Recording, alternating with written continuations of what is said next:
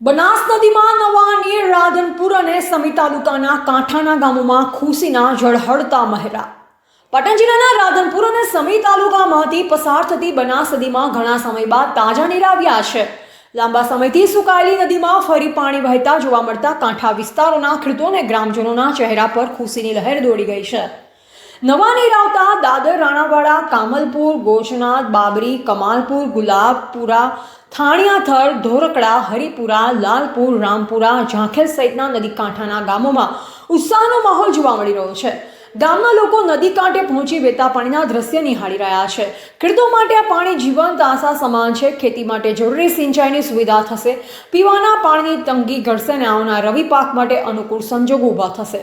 ખાસ કરી બાજરી, કપાસ, એરંડા, જુવાર, મગ, અડદ, તલ, જીરું, ઘઉં, ચણા તેમજ લીલી શાકભાજીમાં ભીંડા, કોબી, ગવાર, મેથી, ટામેટા, મરચાં, દૂધી, કાકડી વગેરેની ખેતી કરતા ખેડૂતો માટે આ નીર એક આશીર્વાદરૂપ છે.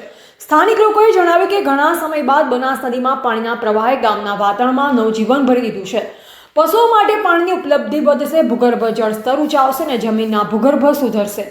આ પાણી આવવાના કારણથી આ નદીની આજુબાજુની જમીન બંજર જોવા મળે છે, પરંતુ નવા નીર આવતાની સાથે જ આજુબાજુના ગામોની જમીન હરિયાળી અને લીલીછમ અને ચોમાસાની વચ્ચે જીવન જરૂરિયાતો માટે મોટી રાહત આ તમામ આજુબાજુના ગામોને મળશે.